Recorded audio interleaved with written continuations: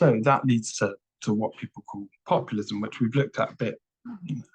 We've looked at this slide earlier in the lectures when we were talking about Liz Truss. And the point is that it generally likes to do exactly what we're talking about, which divides society into two groups on quite a simple basis. It's normally us and them, or the ordinary person. That was a phrase that Liz Truss likes to use, that the ordinary person against the elite.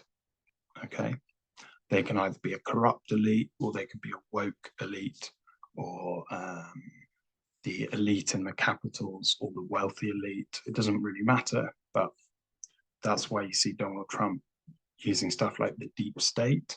That's supposed to refer to elite people who work for the state, who control the government, but don't look out for the common man. Okay, and they're seen as they're cashed out. It's explained in moral terms that the ordinary man is honest and good, whereas the elites are not honest. So, for instance, crooked Hillary is what Donald Trump says. Yeah, she's crooked, she's corrupt, she's evil, she's not honest like the honest, hardworking American. And then it brings in this idea we're going to talk about in a second of nativism. That there are some people who natively belong to a country.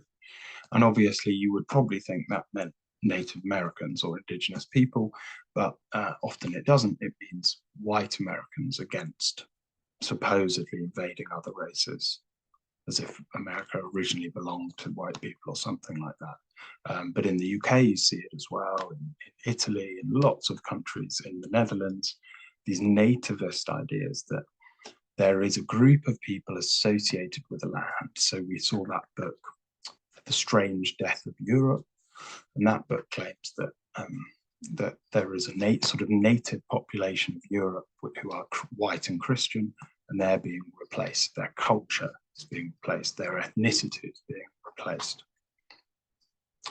That all leads into these ideas of us and them. Okay.